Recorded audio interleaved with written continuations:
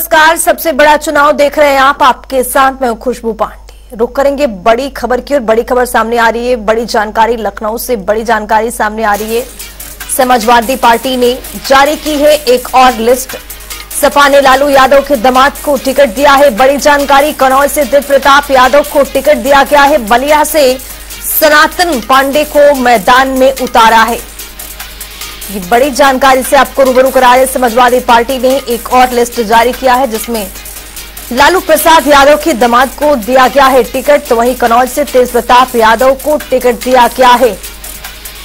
तो बलिया से सनातन पांडे को भी मैदान में उतार दिया गया है। लखनऊ से आपको बड़ी जानकारी दे रहे। समाजवादी पार्टी ने लिस्ट जारी कर सबको चौंकाया है। एक बार फिर से सपा ने लालू यादव के दामाद को टिकट दिया है, तो कन्नौज से तेज प्रताप यादव को भी मैदान में उतारने की पूरी तरह से तैयारी की गई है। बलिया से सनातन पांडे को भी मैदान में उतार दिया है। तो समाजवादी पार्टी ने एक और लिस्ट यहां पर जारी कर सबको चौंका दिया है।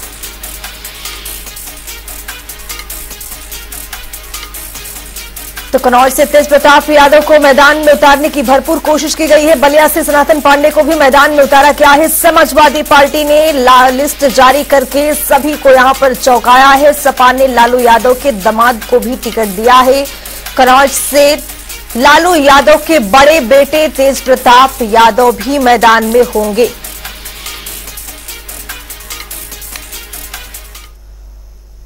कांग्रेस और एनडीए गठबंधन की नजर आपकी कमाई पर है। अलीगढ़ से चुनावी हुंकार भरते हुए प्रधानमंत्री नरेंद्र मोदी ने विपक्ष पर आरोप लगाए। जनसभा को संबोधित करते हुए प्रधानमंत्री मोदी ने विपक्ष पर जमकर निशाना साधा है। पीएम ने कहा है कि कांग्रेस और एनडीए गठबंधन की नजर अब आपकी कमाई पर है, आपकी संपत्ति पर है। इसके साथ ही प्रधानमंत्री ने सीएम योगी की जमकर तारीफ की है। पीएम मोदी ने कहा कि आज योगी जी के नेतृत्व में उत्तर प्रदेश विकसित प्रदेश बना है। भाइयों और बहनों, आजकल जब मैं कहता हूं कि 10 साल में जो किया वो तो ट्रेलर है, ट्रेलर। हमें तो बहुत सारा काम करना है। और जब मैं इतनी सारी बातें बताता हूं ना, तो ये सपा कांग्रेस वालों को समझ ही नहीं आता ये मोदी कहां ले जा रहा है। बोले पहले तो हम तू मैं राजनीति करते थे, अब मोदी इतनी बड़ी दुनिया की तरफ देश को ले जा रहा है, वो मोदी के साथ कदम ही नहीं मिला पा रहे। अभी क्षेत्र में देखिए, अलीगढ़ में हवाई अड्डा बन गया, पड़ोस में जेवर में इंटरनेशनल एयरपोर्ट बन रहा है, गाजियाबाद अलीगढ़ नेशनल हाईवे बन गया, अलीगढ़ कानपुर नेशनल हाईवे बन गया, हाथरस भी मथुरा बरेली एक्सप्रेसवे से जुड़ रहा है। अलीगढ़ और हाथरस दोनों रेलवे स्टेशन आधुनिक बनाए जा रहे हैं। ये एएमयू तो थी यहां, अब राजा महेंद्र प्रताप यूनिवर्सिटी का भी निर्माण पूरा होने वाला है।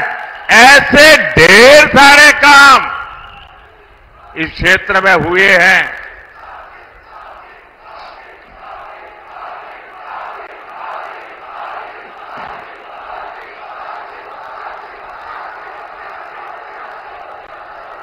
अब आप मुझे बताइए, इतने सारे काम हो जाए तो किसी को भी आराम करने का मन कर जाए कि न कर जाए, कर जाए कि न कर जाए। लेकिन ये मोदी है, आपके लिए जीता है, वो रुकना जानता नहीं है। और इसलिए क्योंकि मैंने तय किया है, आपका सपना ही मेरा संकल्प है। मेरा पल पल आपके नाम है। मेरा पल पल देश के नाम है। 24/7 फॉर 2047। न मोदी रुकने वाला है, न मोदी थकने वाला है। और न मोदी मौज करने के लिए पैदा हुआ है, मोदी मेहनत के लिए पैदा हुआ है। वो आपके भविष्य के लिए, आपके बच्चों के भविष्य के लिए मेहनत करने में कोई कमी नहीं रखूंगा। साथियों, ये इंडी गठबंधन वाले इतनी निराशा में डूबे लोग हैं कि भविष्य की ओर देखने के लिए हौसला ही नहीं रहा। ये कहते हैं कि मोदी विकसित भारत की बात क्यों करता है। ये कहते हैं मोदी भारत को तीसरी बड़ी आर्थिक ताकत बनाने की बात क्यों करता है।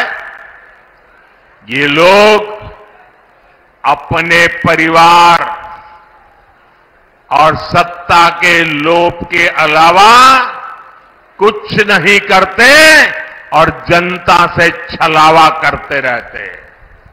साथियों, कांग्रेस और इंडी गठबंधन के एक और खतरनाक इरादे से मैं आज देश के लोगों को,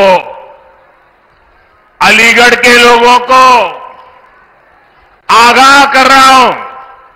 मैं देशवासियों को आगाह करना चाहता हूं। कांग्रेस और इंडी गठबंधन की नजर अब आपकी कमाई पर है, आपकी संपत्ति पर है। बहनों और भाइयों, जिन सपा बसपा कांग्रेस के लोगों ने आपको विकास से वंचित रखा, आपकी आस्था के साथ खिलवाड़ किया, आपकी सुरक्षा पर सेंध लगाने का प्रयास किया, अब अवसर आ गया है चुनाव के माध्यम से उनकी किस्मत पर अलीगढ़ का ताला लगा करके तीसरी बार प्रधानमंत्री मोदी जी को देश की सत्ता सौंपे। भारत दुनिया की एक बड़ी ताकत बनेगा और दुनिया ताकत बनाने के लिए, आत्मनिर्भर भारत बनाने के लिए, विकसित भारत बनाने के लिए आदरणीय प्रधानमंत्री जी के साथ देश भर का जो स्वर जुड़ रहा है, उस स्वर के साथ हम भी उस स्वर के साथ अपना स्वर मिलाएंगे। वह स्वर है फिर एक बार, फिर एक बार, फिर एक बार, अब की बार, अब की बार। यूपी के गोसाईगंज सीट से समाजवादी पार्टी के विधायक अभय सिंह की पत्नी सरिता सिंह पिता भगवान सिंह बख्श सोमवार को बीजेपी में शामिल हो गए। उनके अलावा बीएसपी सरकार में मंत्री रहे सरदार सिंह, पूर्व सांसद संतोष सिंह और पूर्व मुख्यमंत्री कमलापति त्रिपाठी के पौत्र सामिश पति त्रिपाठी सहित कई अन्य नेताओं ने भी बीजेपी की सदस्यता ग्रहण की। बता दें कि डिप्टी सीएम ब्रजेश पाठक ने पार्टी कार्यालय में सभी को सदस्यता दिलाई। हम सब जानते हैं 2014 से लेकर 24 तक माननीय मोदी जी के नेतृत्व में देश में सरकार चल रही है। इन 10 वर्षों में गरीब आदमी के जीवन स्तर को ऊपर उठाने में भाजपा ने कामयाबी हासिल की। दुनिया में विश्व बंधुत्व के सिद्धांत को माननीय मोदी जी ने स्थापित करते हुए भारत की छवि को दुनिया के पैमाने पर आगे बढ़ाने का काम किया है। आज भारत जो कहता है दुनिया सुनती है और यही परिणाम है कि पूरे देश में भारतीय जनता पार्टी की लहर चल रही है। विपक्षी गठबंधन जो पहले यूपीए 1 और यूपीए 2 के रूप में था, वो नया रूप लेकर के, नया रूप धर करके इंडी गठबंधन के रूप में सामने आए हैं। बुरी तरह से फ्लॉप साबित हो रहा है। उधर कांग्रेस प्रवक्ता अंशु अवस्थी ने बीजेपी पर जमकर निशाना साधा है। प्रधानमंत्री नरेंद्र मोदी के आड़े हाथे लेते हुए अंशु अवस्थी ने कहा कि जाते जाते भी अपनी विदाई के वक्त मोदी जी समाज और देश को बांटने की राजनीति करने में जुटे हुए हैं। प्रधानमंत्री ने अपनी बातें फिर से एक बार करके ये दिखा दिया कि वो उस पद के लायक नहीं जहां पर जनता ने उनको 10 साल से बिठा रखा था। देश का प्रधानमंत्री कुर्सी पर बैठकर ये कहता है कि मैं पूरे देश का प्रधानमंत्री हूं, लेकिन जब वो मंचों पर जाता है, जब वो भाषण देने जाता है तो कहता है कि मुसलमान घुसपैठिए और कांग्रेस ने झूठ बोलने का काम करते हैं। प्रधानमंत्री जी, इस देश के संसाधनों पर हम फिर से कह रहे हैं, सबसे पहला हक दलितों का है, पिछड़ों का है, शोषितों का है, अल्पसंख्यकों का है, और अल्पसंख्यकों में भी सिख भी अल्पसंख्यक हैं। आप सिर्फ मुसलमान करके ध्रुवीकरण करना चाहते हैं। आप सिर्फ और सिर्फ उन संसाधनों को बेचने का काम कर रहे हैं, सिर्फ अपने उद्योगपति मित्रों को। क्या जनता के पैसे को उद्योगपति मित्रों को बेचा जाना चाहिए? प्रधानमंत्री जी, कम से कम बोलने से पहले देख तो लिया होता। हार के डर में हताशा ठीक है, हताश होता है हर कोई, लेकिन इतना गिरना उचित नहीं है। चुनाव आते जाते रहेंगे, लेकिन ये देश और समाज बना रहेगा, इससे इस देश की ताकत बनी रहेगी। तो एक बड़ी जानकारी सामने आ रही है, उससे भी आपको रूबरू कराएंगे। बड़ी जानकारी, बड़ा अपडेट आपके सामने। कानपुर से इस वक्त की बड़ी खबर, घाटमपुर मंडी में भीषण आग लगी है। आग में दर्जनों दुकान जलकर राख हो गई है। बड़ी खबर, बड़ी जानकारी, अग्निकांड से इलाके में हड़कंप मचा हुआ है। मौके पर दमकल की गाड़ियों ने मोर्चा संभाला है। तो वहीं आपको बता दें कि आग को काबू करने का प्रयास भी लगातार जारी है। कानपुर से इस वक्त की बड़ी और अहम जानकारी से आपको रूबरू करा रहे हैं। घाटमपुर मंडी में भीषण आग लगी है। आग लगने की घटना सामने आई है। आग में दर्जनों दुकान जलकर राख हो गई है। अग्निकांड से इलाके में हड़कंप मच गया है। तो हमारे साथ हमारे सहयोगी अभिनव श्रीवास्तव हमारे साथ ज्यादा जानकारी के साथ जुड़ चुके हैं। अभिनव, आग की घटना यहां पर पेश आई है कानपुर से, क्या कुछ जानकारी आपको मिल पा रही है? जी बिल्कुल, आपको बता दूं कि घाटमपुर मंडी समिति में आग लगी हुई है, क्योंकि जितने भी फायर स्टेशन है वो घाटमपुर से काफी दूरी पर स्थित है। प्रथम चरण में 3 फायर स्टेशन से 3 यूनिट मौके पर पहुंची थी। आग बुझाने के प्रयास लगातार किए जा रहे हैं, क्योंकि जो दुकानें वहां पर उसमें मंडी समिति में बनी हुई थी वो लकड़ी की दुकानें बनी हुई थी, इसलिए आग जो है वो तेजी से बढ़ती जा रही है। आग ने विकराल रूप ले लिया है। अभी मेरी फायर अधिकारी से बात भी हुई थी, उनका साफ कहना है कि जाजमऊ फायर स्टेशन, किदवई नगर फायर स्टेशन से लगातार जो यूनिट है, फायर यूनिट है, वो मौके पर बुलाई जा रही है। आग को बुझाने के भरसक प्रयास किए जा रहे हैं और अगले कुछ घंटों में आग पर काबू भी पाया जा सकता है। अभिनव, वजह क्या है? आग लगने के कारण का क्या पता चल पा रहा है आपको? बिल्कुल, आपको बता दूं कि अभी तक जो आग लगने के स्पष्ट कारण है वो पता नहीं चल पाए।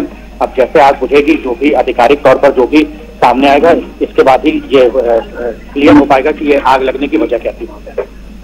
बहुत बहुत शुक्रिया अभिनव श्रीवास्तव तमाम जानकारी साझा करने के लिए। तो अग्निकांड से पूरे इलाके में हड़कंप मचा हुआ है। दमकल की गाड़ियों ने भी यहां पर मोर्चा संभाला है। आग को काबू पाने के लिए लगातार प्रयास जारी है। कानपुर से इस वक्त की बड़ी और अहम जानकारी से आपको रूबरू करा रहे हैं। घाटमपुर मंडी में भीषण आग लगी है। दर्जनों दुकान जलकर राख हो गई है।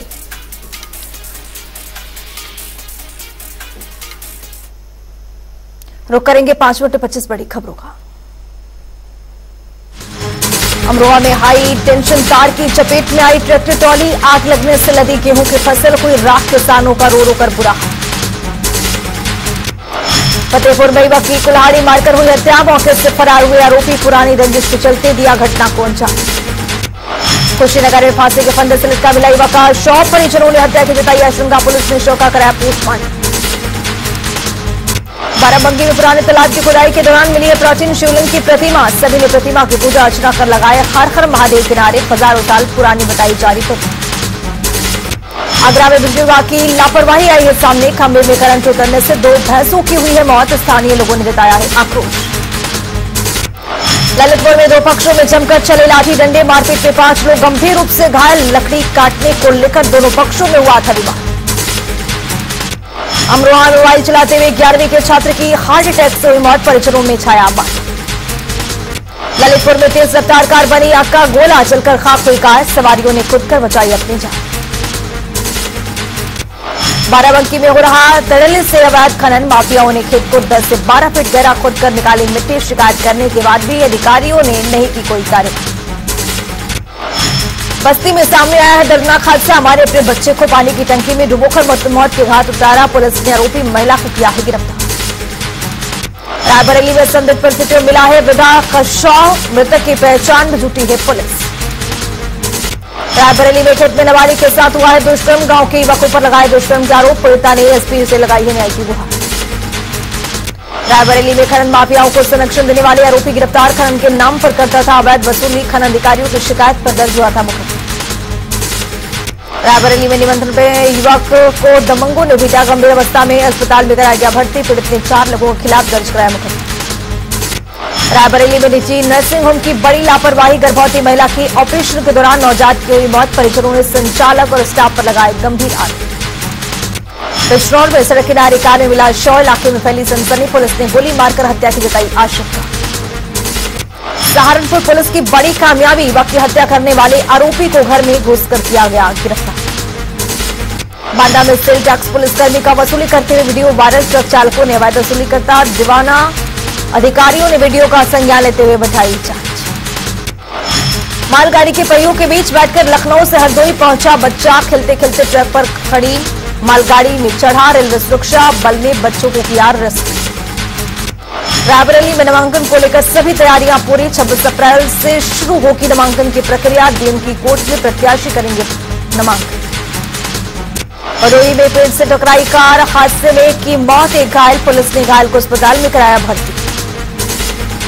फतेहपुर में पुरानी रंजिश के चलते दबंगों ने टेलर मास्टर की हत्या की है। मौके से फरार हुए आरोपी। पुलिस आरोपियों की तलाश में जुटी।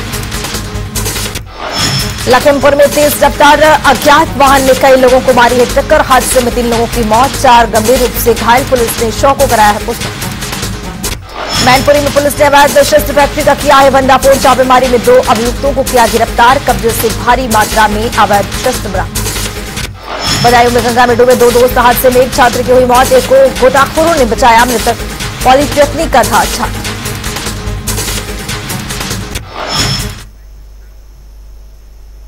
इस बुलेटिन में मेरे साथ इतना ही। देश और दुनिया की तमाम खबरों के लिए बने रहिए जनता टीवी।